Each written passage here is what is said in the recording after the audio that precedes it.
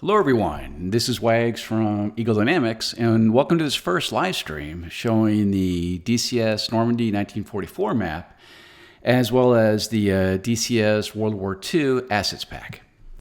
So last week we released the trailer for the Normandy map, and we thought we'd do the live stream this week so we can give you a better kind of hands-on look of how the map and the assets pack look for kind of everyday use. So for the live stream today, I'll jump into my trusty Spitfire and fly around the Normandy map, and then we'll look at some of the individual units in the assets pack. So I'll jump into the mission editor so I can load in a mission.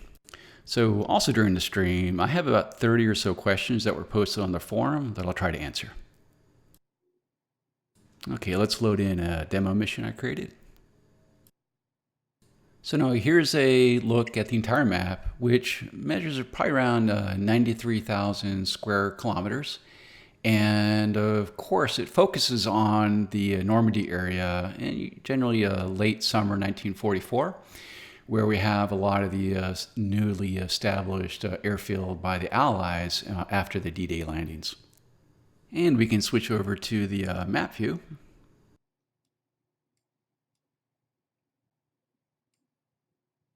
And this can be particularly helpful when you're placing units based on historical maps. And of course, then we have the satellite view, which is mostly helpful when you're placing units on the map and make sure they're not conflicting with buildings or trees or anything else as part of the map structure.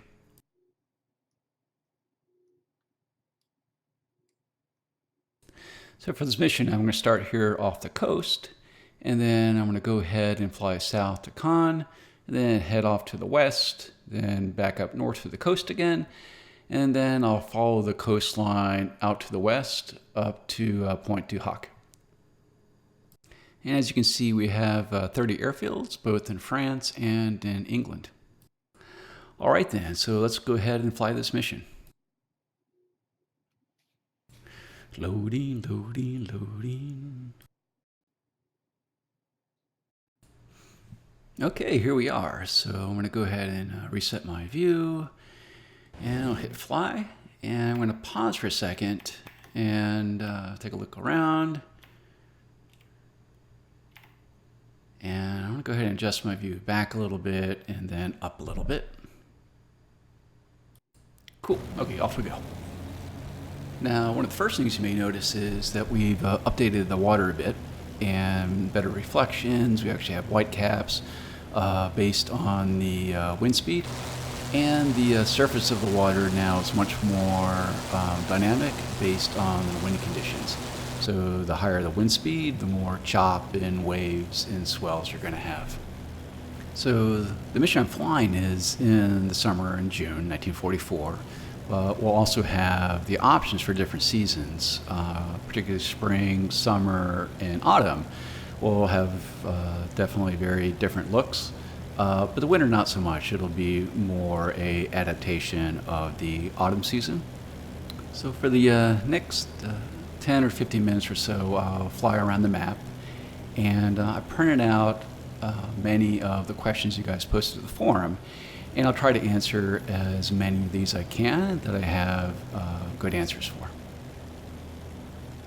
So one of the biggest questions we have is whether or not the modern aircraft of DCS World can operate within this map.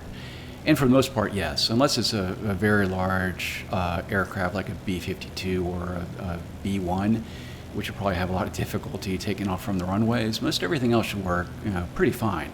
Now, given that this map is focused on our World War II set of products, we have really no plans to add TACAN and VORs and things like that at this point.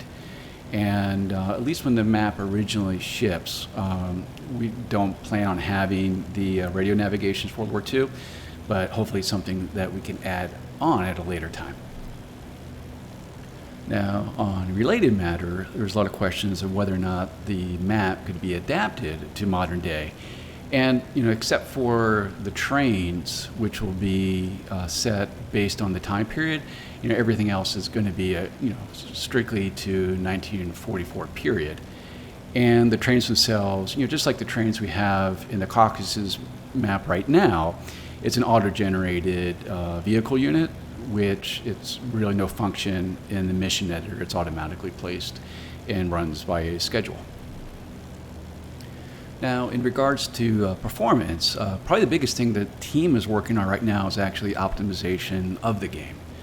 And as you can see, actually particularly right now as we're flying over Caen, there's a very, very high density of objects compared to virtually almost all of our other maps, whether it's the buildings, the trees, telegraph lines, what have you. So there's a lot of ongoing work right now in terms of performance optimization, and our goal is to have the optimization such that there's really no performance difference than the other maps.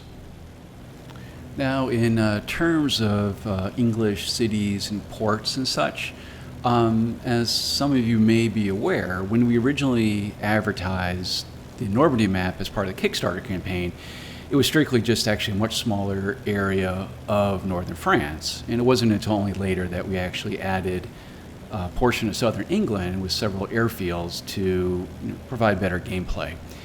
And so it's already had quite a bit of feature creep on this. And at this point, probably for the foreseeable future, it's kind of out of scope to start adding all the cities and ports and radar stations in southern England. It's not to say it will never happen, but at least right now it's not in the current plans. So another big question we have, of course, is the functionality of the trees and whether or not they're going to be collidable or not. And certainly, we believe that moving forward with any new DCS map, having a collision model for the trees is quite important, not just for the aircraft, but even more so for the helicopters and combined arms and things like that.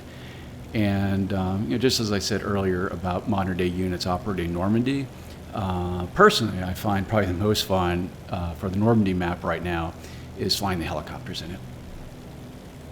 Now, in terms of the release schedule, we're still looking at late April, and the map itself is actually pretty near done. The big items that still need to be done are quite a few of the asset units. And what will happen is when we do release it, it'll be part of version 2. We'll actually probably call it 2.1. And then once 2.1 is out with the Normandy map, then we'll refocus a lot of our map resources on updating the Caucasus map.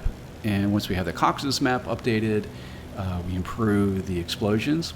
Then we can go ahead and move forward on doing the unified version, which we're right now kind of tentatively calling 2.5, and that will essentially be the Great Merge, in which we unify the different DCS installations into a single one, and something that you and us are all very much looking forward to. So the next question is the map 1-to-1 scale? And yes, it is. You can clearly see this when you place kind of known object sizes in the world next to buildings and trees and things of that sort. So yeah, it is definitely 1-to-1 scale.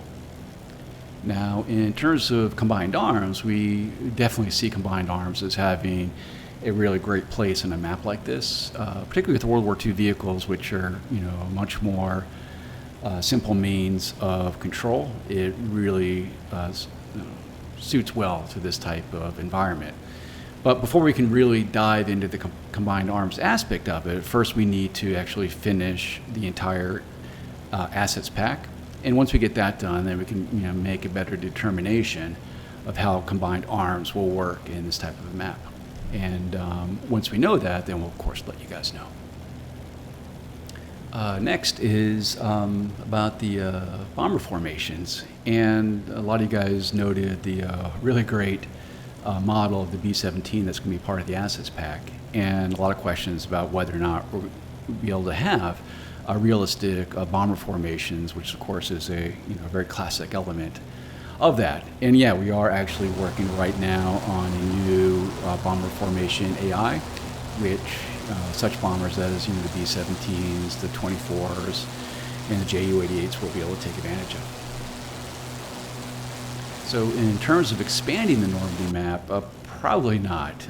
Again, as I mentioned earlier, this map has already seen a quite a bit of feature creep and expansion already, and there becomes a point we have to say enough is enough and move on to other map projects. In particular, again, we really need to get back to the Caucasus map so we can do essentially the Great Merge.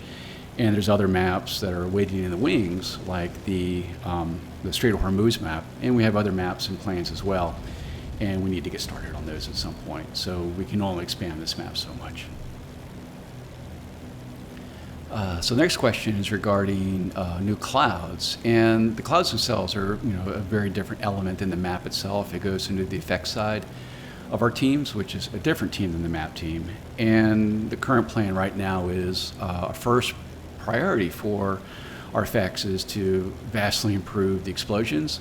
But when we do the explosions, there's going to be a lot of technology that we can essentially then use later for the clouds. So once we have the explosions improved, after that we'll really want to start updating the clouds. And that will probably be after 2.5, but we want to have the explosions for 2.5. So the next question is about turning off shadows, particularly to increase performance. And I know in the internal version right now, actually, when you have the settings options for clouds, you have, I believe it's options for default, which is the projected shadows, flat shadows, and then an off setting. And when you set it to off, you can actually turn off all the tree shadows and the building shadows, and basically any world object that is projecting a shadow, and that will help improve performance for those that need it. The next question was about creating dugouts and trenches, and the current engine right now is not a deformable terrain, so you really can't do anything like that at this point. Hopefully someday in the future, but not in the T4 map engine we're using right now. So the next question was about if structures like buildings and bridges can be destroyed, and yeah, they'll definitely all have damage and destruction models as well.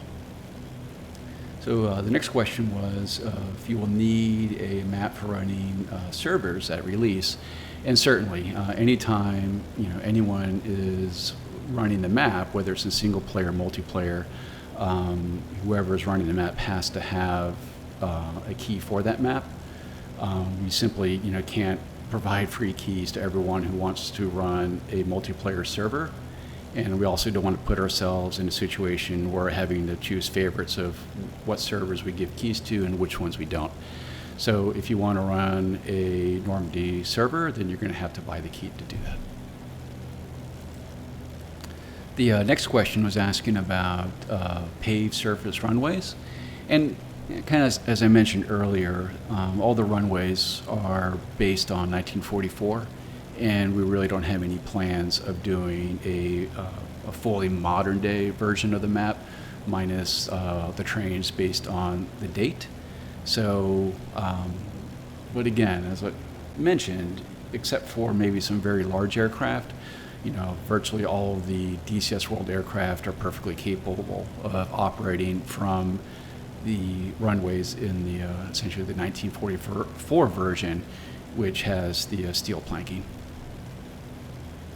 So the next question was asking if the map will come with aircraft, and the answer is no. All module maps are just the maps themselves, unless they're part of a bundle deal. If you want to fly the aircraft, then you'll have to buy those aircraft separately. So I'm over Point du Hoc now, and pretty much near the end of this flight. So now I'm going to go ahead and jump into some of the AI aircraft, and then we'll take a look at some of the ground units. But before I do that, a little brief announcement in that the first campaign for Normandy map is being built right now by Bunyap and I, and it's going to be a Spitfire campaign, which will focus on the Epsom campaign, which kind of took place just west of the Caen area, and we'll have more news on that later.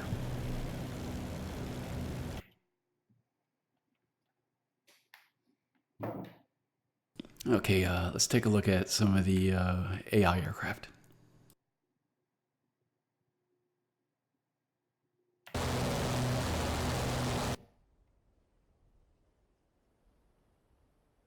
So here I have some Spitfire Mark 9s parked on the runway, and you can get a better, closer look at the airfield detail, the grass, a couple of the new ground units, the truck and the Jeep, the barrels, just again, more how it looks at the ground level, which, as you can see, not just for, taxiing around and such, but I think for combined arms, it's going to be a pretty big advancement from what we have right now. And then we have the 109, and again, showing some of the detail on the runways and a couple of the new German ground units. And of course, the windstocks.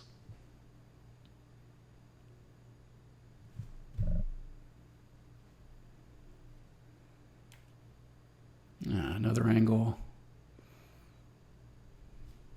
Okay, let's go ahead and take a look at the B-17 Flying Fortress. And this aircraft will certainly be one of the stars of the World War II assets pack, with a really high level of detail. And I think, as I mentioned earlier before, we also want to do a new AI formation logic, which allow it to fly in standard box formations, as well as correct bombing logic and such. But of course, the B-17 will be just one of the aircraft as part of the World War II assets pack. And we really want to focus on aircraft that were most common in Europe over northern France in the summer of 1944. And this includes aircraft like the C-47, the Typhoon, the Focke-Wulf 190 A6 and A8, the BF-109 G6, the A-20, the B-24, the B-25, the B-26. And of course, there's other aircraft that some have asked about, but they really weren't that common in this location at that time period. Okay, let's take a look at some of the ground units now, both some of the Commonwealth units as well as some of the Axis units. And like the asset pack aircraft, each of these vehicles have a very high level of detail, and quite a few of them. We're going to have quite a bit at the very start.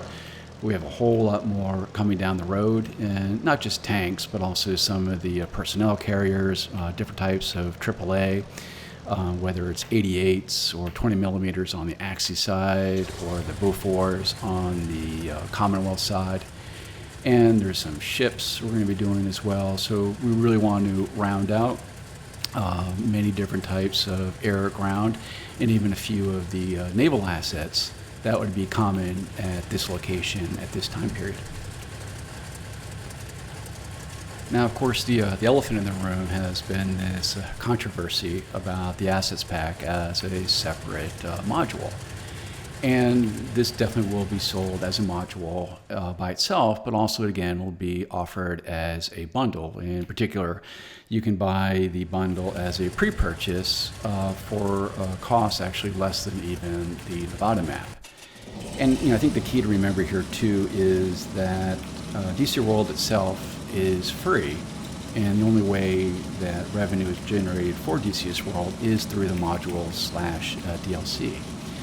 And as we have more and more third parties developing content for DCS World, whether it be aircraft, ground unit packs, campaigns, maps, and so on, there needs to be a valid way for them to actually make it profitable and continue doing this.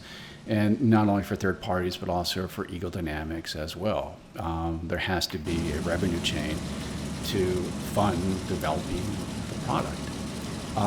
We've certainly looked at other ways to address this, such as even doing low detail objects that anyone can see in multiplayer, but it's not a really good idea, both from a business standpoint, particularly from a customer satisfaction standpoint of someone new coming into DCS World. So while we understand it's not a great option for some, we definitely believe it's the best option available, at least right now. And it will continue to be so for the foreseeable future. So let's get back to the Q&A portion. And the next question we had was whether or not the Normandy map will have German voiceover. And this really isn't a question of the map, but it's actually more of a question of the aircraft module, or even the campaign for that matter. Again, it's really not something that is part of the map itself. Now, the next question is a very popular one regarding the release of the Normandy map in Steam. Now, it kind of goes back to what I was talking about before of the unified version, what we're calling just like 2.5 for now. And with Steam, we can only actually have one depot and one open beta version of that depot at a time. And right now that version is 1.5 with a 1.5 open beta. So we really don't have an option to do a 2.0 version on Steam right now. Now, of course, once we move to the unified version, that version on Steam will be essentially 2.5 and the unified version in which we can have all the maps, all the campaigns at once. But until that happens, at least for now, the Normandy map and the Nevada map will solely be possible on the eShop version of DCS World.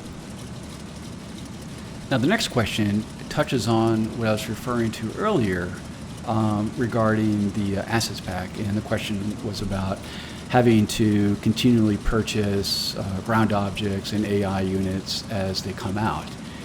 And for the most part, no, we're really not planning on doing what's, I guess, termed micro transactions. The only time we'd be doing separate module packs like this would be projects that have devoted, a really large manpower investment of cost and time, that there needs to be, some kind of recoup on, the huge investments for projects like that.